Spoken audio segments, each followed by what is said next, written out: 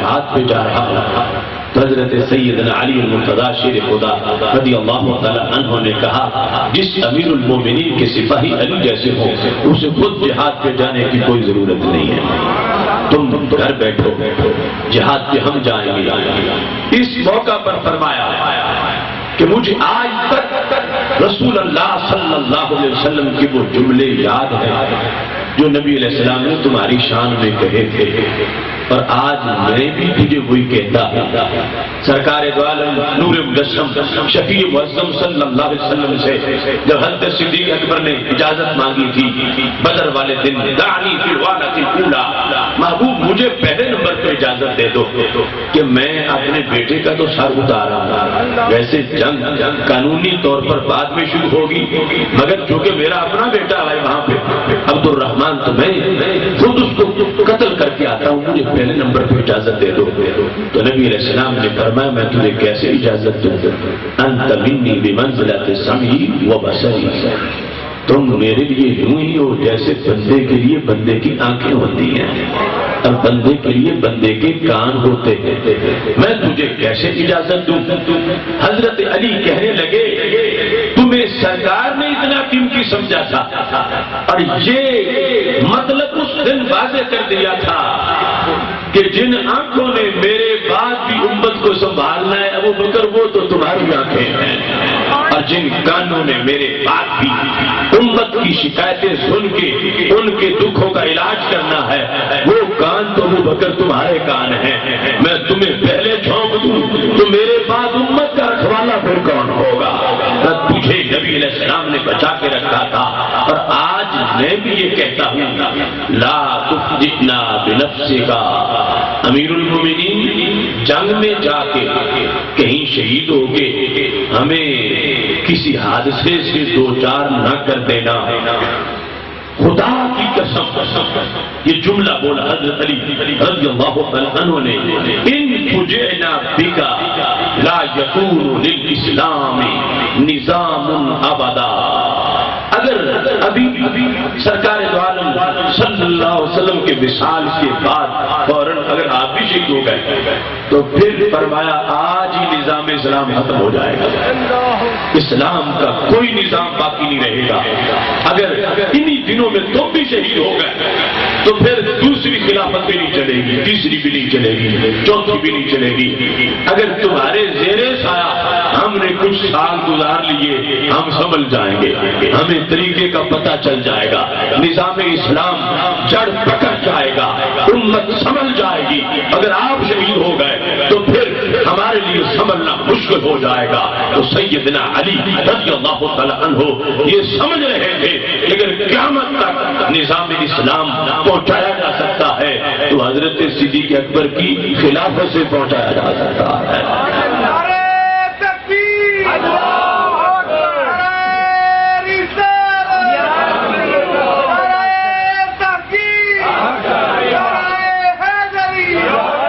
جو رسول اللہ صلی اللہ علیہ وسلم نے پہلا نمبر بیان کیا، فرمایا باقی سب ایک پلڑے میں تم اکیلے ایک پلڑے میں، حضرت صدیق اکبر سب کے برابر پورے اتر گئے۔ تو مطلب یہی تھا کہ قیامت تک ہر حاجی، ہر نمازی، ہر روزے دار جس دین کی وجہ سے پارسائی حاصل کر رہا ہے اس دین کی بنیادوں میں صدیق اکبر کی صداقت جلوہ گر ہے۔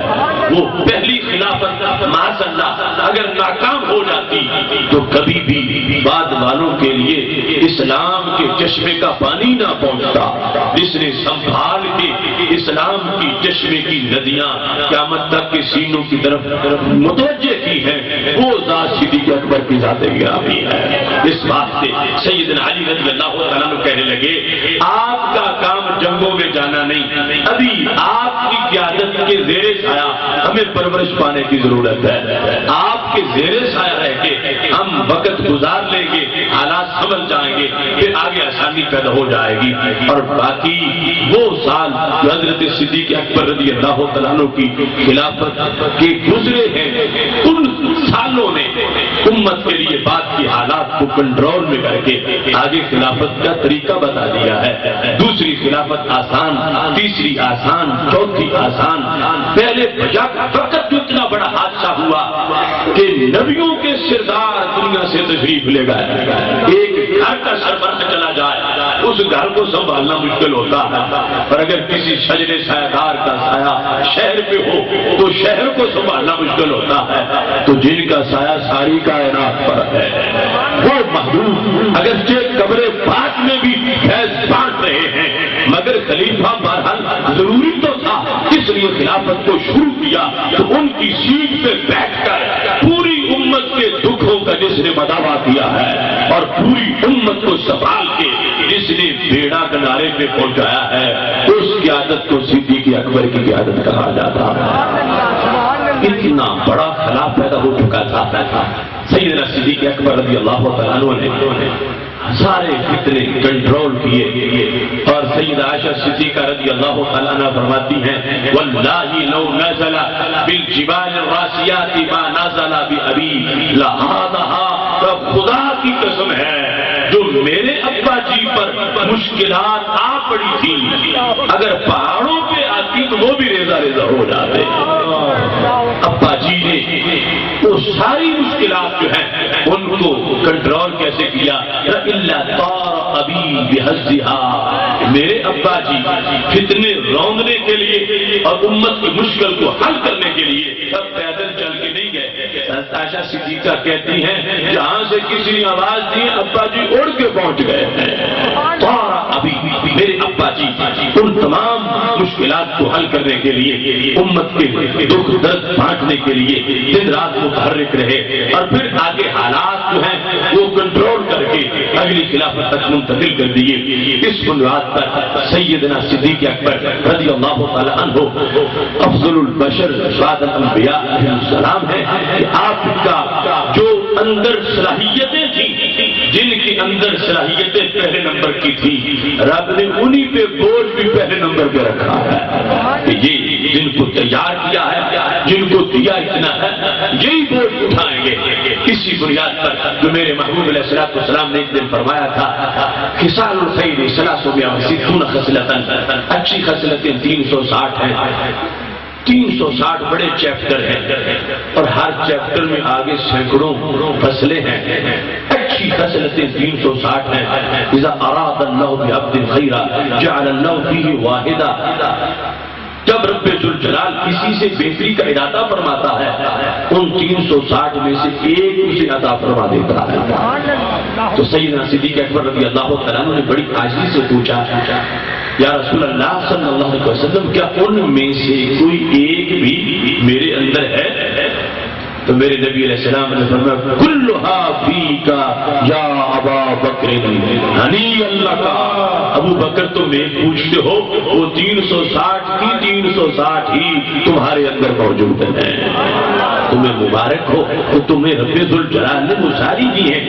اب یہ 360 اس کیلے بھر کی خصوصیات کی ایک ان میں سے بندے کو مل جائے تو بندے کا بیڑا پار ہو جاتا ہے. جن میں 360 ہیں اعلیٰ درجے میں ان کو پہلا نمبر دیا گیا اور انہوں نے وہ بوجھ اٹھائے اور وہ مشکلات اس انداز کی کہ ایک لمحہ حضرت عمر رضی اللہ تعالیٰ عنہ سے پوچھو ان کے نزدیک میرٹ کیا بنتا ہے حضرت صدیق اکبر کی نیکیوں کے لحاظ سے. حضرت علی رضی اللہ تعالیٰ عنہ سے پوچھو میرٹ کیا بنتا ہے. حضرت عمر کہنے لگے خدا کی قسم اگر میرا رب میری ساری زندگی کے دن لے لے اور مجھے صدیق اکبر کی زندگی کا صرف ایک دن دے دے تو میں سمجھوں گا کہ میں فائدے میں رہا. پوچھا گیا کون سا دن ہے؟ کہنے لگے وہ دن جس دن صدیق اکبر نے دین کو آباد کر دیا. کیسے؟ فرمایا میں عمر ان سے جھگڑ رہا تھا یا امیر المومنین ارفق بالمومنین، امیر المومنین مومنوں سے نرم رویہ رکھو. یہ جو تم نے تلوار نکال لی ہے منکرین زکات کے خلاف یہ کام ٹھیک نہیں، کیونکہ میں نے نبی علیہ السلام سے سنا ہوا ہے کہ جو بندہ کلمہ پڑھ لیتا ہے اس کا خون محفوظ ہو جاتا ہے. یہ کلمہ کو لوگ ہیں جو زکات نہیں دے رہے تو ان سے نرمی کرو، تم ان کے خلاف تلوار لے کے آ گئے ہو۔ تو حضرت صدیق اکبر رضی اللہ تعالی عنہ نے کہا واللہ لأقاتلن من فرق بین الصلاۃ والزکاۃ، خدا کی قسم میں تو ان کے سر اتاروں گا جو نماز اور زکات میں فرق کریں گے۔ یہ نماز کو تو فرض سمجھے اور زکات کو فرض نہ سمجھے، میں ان کے سر اتاروں گا۔ واللہ لو منعونی عناق او اقالا لاقاتلنہم، اگر زکات ساری دے کر زکات کا وہ بکری کا بچہ بھی نہیں دیں گے جو بنتا ہے زکات میں، وہ نہیں دیں گے پھر بھی میں ان کا سر اتاروں گا۔ اور دوسری روایت ہے زکات کے جانور کی رسی نہیں دیں گے میں پھر بھی ان کے سر اتاروں گا۔ اب حضرت عمر کہتے ہیں کہ خون نہ بہاؤ کلمہ گو لوگوں کا، شریعت میں جائز نہیں ہے۔ حضرت صدیق اکبر کہتے ہیں کہ میں تو جہاد کروں گا اگر یہ زکات نہیں دیں گے۔ حضرت عمر کہتے ہیں بالآخر صدیق اکبر کے جملوں نے مجھے جھنجھوڑا تو میرا سینہ بھی رب نے کھول دیا جس کے لیے صدیق اکبر کا پہلے ہی کھول رکھا تھا۔ اور پھر اس دن کو اپنی پوری زندگی میں بھاری سمجھتے ہیں، کہتے ہیں کہ اگر میری بات صدیق اکبر مان جاتے اسلام تو اسی دن ہی ختم ہو جاتا۔ میں حمایت کر رہا تھا ان لوگوں کی کہ جو زکات نہیں دے رہے انہیں کچھ نہ کہو، نرمی کرو نرمی کرو۔ تو حضرت صدیق اکبر نے جملہ کیا بولا، رونگٹے کھڑے ہو جاتے ہیں سن کے، فرمانے لگے یا عمر ما لکا جبار فی الجاہلیہ وخبار فی الاسلام، عمر تجھے کیا ہو گیا ہے؟ جب تک تم جاہلیت میں تھے بڑے نڈر تھے، اب تم ڈرپوکوں والی باتیں کر رہے ہو۔ قسم الدین وانقطع ایون کا سوال دین پورا ہو چکا، وحی بند ہو چکی، تو کیا صدیق اکبر کے زندہ رہتے ہوئے دین کو کم کیا جا سکتا؟ میری زندگی میں دین میں کوئی چھٹی نہیں ہوگی۔ جب یہ جملے حضرت صدیق اکبر نے بولے عمر کہتے ہیں حدیث کی مجھے بھی سمجھ آ گئی کہ حدیث کیا ہے۔ حضرت صدیق اکبر نے واضح کر دیا عمر کلمہ یوں نہیں ہے کہ جب کوئی پڑھ لے تو کلمہ چمٹ کے ساتھ ہی رہتا ہے، کلمہ اس وقت تک معتبر ہوتا ہے جب تک ضروریات دین میں سے کسی کا کوئی بندہ انکار نہ کر بیٹھے، اور ضروریات دین میں سے ایک چیز کا بھی جو منکر ہو جاتا ہے اس کا کلمہ غیر معتبر ہو جاتا ہے۔ تو کہا زکات اصول دین میں سے ہے، یہ فرض ہے فرائض میں سے، جن لوگوں نے اس کا انکار کر دیا ہے انہوں نے نماز کا بھی کر دیا، انہوں نے روزے کا بھی کر دیا، ان کا کلمہ غیر معتبر ہو چکا ہے۔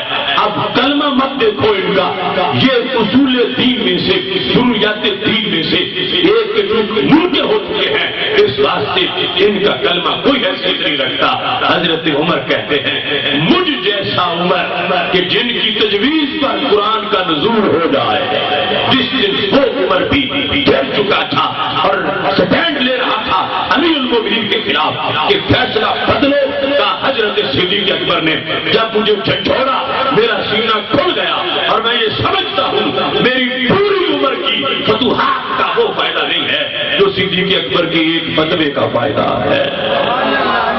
پوری زندگی پر وہ ایک دن بھاری ہے جس دن میری سمجھ انہوں نے صحیح کی تھی۔ میں کہتا تھا چھٹی جو کر رہے ہیں تو کچھ نرمی کرو نرمی کرو، وہ کہتے تھے میں تلوار چلاؤں گا۔ اگر میری بات مان کے منکرین زکات کے لیے نرمی کر جاتے تو پھر کوئی اور بھی چھٹی لینے آ جاتا، پھر دین ختم ہو جاتا۔ جس دن انہوں نے فتویٰ دے کر ہمیشہ کے لیے دین محفوظ کر دیا، میری پوری عمر پر حضرت صدیق اکبر کا وہ ایک دن بھاری ہے۔